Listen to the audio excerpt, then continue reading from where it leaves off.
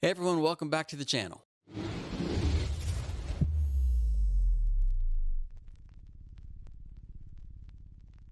Today we're talking about how many new songs should we be introducing to our congregations per month. Some say one per month, some say one per week, some say as many as you want, some say don't do it very often.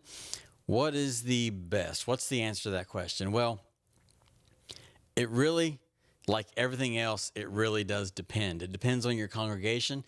It depends on your worship team, on your skill level, where you're at as a ministry, and there's just a lot of variables that go into this question. I would tend to say, on average, I would say probably one per month would be the average. Maybe two per month would be better. But really, it depends on your congregation.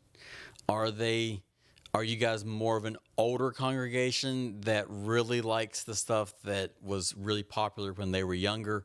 Do they not like the newer stuff very well? Do they kind of lean more towards traditional? If that's your church, then those new songs twice a month may not be the best option for you. It may be one song every couple of months.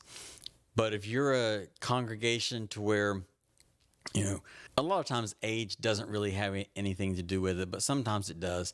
If you have a younger congregation that they're listening to everything that's coming out brand new right now, you may be in a church to where you should probably be doing maybe two or three new songs per month.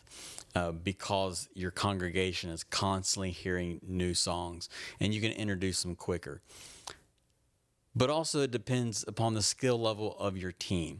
If you have a team of volunteers and they don't really have the time to be constantly listening to new songs and learning new songs, maybe it would be best to slow that down a little bit and try to do maybe one or two songs per month rather than, keeping up with everything that's coming out as it comes out.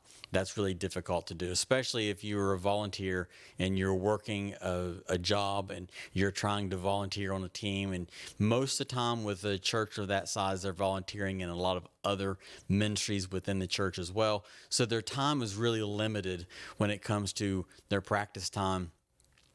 What they can really apply towards the worship team. And that's not saying that they're not called to that. It's not saying that they're not good for that or a good fit. It just means that within that local body, there's not enough people to spread out the load. And a lot of people have to share the load of what the church is doing. And that's okay. That's okay if that's where you are. It just means that you do things a little bit differently than another church, to where maybe the worship team is only the worship team, the band is only the band, and they can take all of their time and all of their energy towards what the worship team is doing. And that's great if that's where you are. Most small to mid-sized churches, that's not where they are. They are volunteering in other areas of the church. They may be helping with the youth. They may be helping with the the kids. They may be helping in the nursery. They may be helping clean the church. They may be doing a lot of other things that the church needs, and that's good. I think that's healthy. But it also means that we have to operate just a little bit differently. So when you have someone telling you, hey, you need to be learning at least two new songs per month, that's great if you can. If you're not able to do that, don't think that you are less than, or you're not at a good place in your ministry, or whatever. It just means that the size of your church and the volunteers that you have, you have to base those new songs and how many new songs you do, base those upon your team and what your team is capable of doing. And if one team is capable of doing more than another, it doesn't mean that they're better than, or this team is not as good. It just means that our time is spent in different areas of ministry. And if you are one of those to where you say, or our team is better because of, well, you need to get out of that mentality. If maybe you're on a team and you're like, I want to do more songs than what we're doing, or I think we need to introduce a lot more new stuff. Step back and take a look at what the team is that you're a part of. Are they volunteering in a lot of different areas? Are they spread thin as it is and then trying to learn the new songs? Or does it take them a little bit longer on their instrument to get the new stuff? All these things come into play. But I think generally speaking, I would say 1 to 2 songs per month would be a good number to shoot for.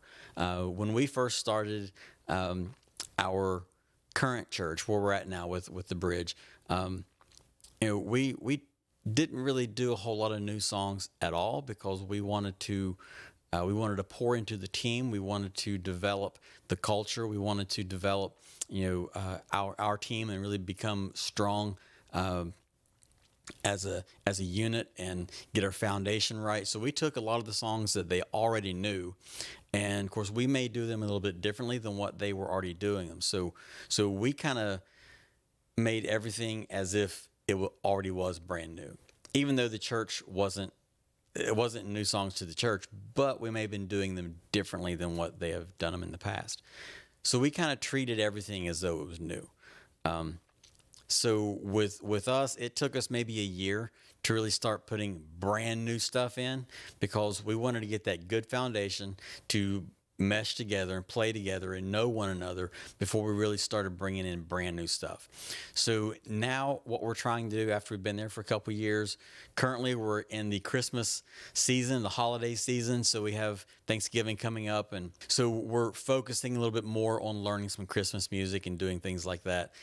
So our new songs are kind of put on hold for the time being, but we are trying to shoot for 1 to 2 songs per month. But that also includes when we have somebody different singing a song. They may put a different flavor, a different taste on a particular song. And so an older song may feel new if somebody else is leading it or somebody else has an idea of, hey, I'd like to play it this way when I lead or whatever. We want our singers to be worship leaders and not just singers of the song that we have picked out. So when they sing that song, I want them to be able to take leadership of it. And if there's changes, then we make the changes and we roll with that. So we count those songs as some of our new songs because we're learning. Our team is learning a different way of playing a same song. But that brings into question another thought of, well, how do you incorporate a new song? Some people, they just come out and tell the congregation, hey, we got this new song we're going to do today, and they talk about it for a moment, and that works for some.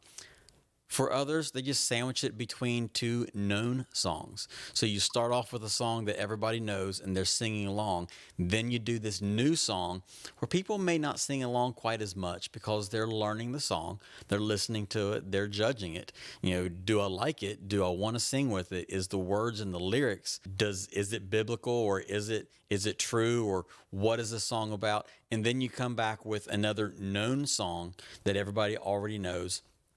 And so you start with songs that people know and they're worshiping with, and you end with songs that people know and worshiping with, and you put that new song in the middle. So that's another method that a lot of people use, and that's usually what I try to do as well.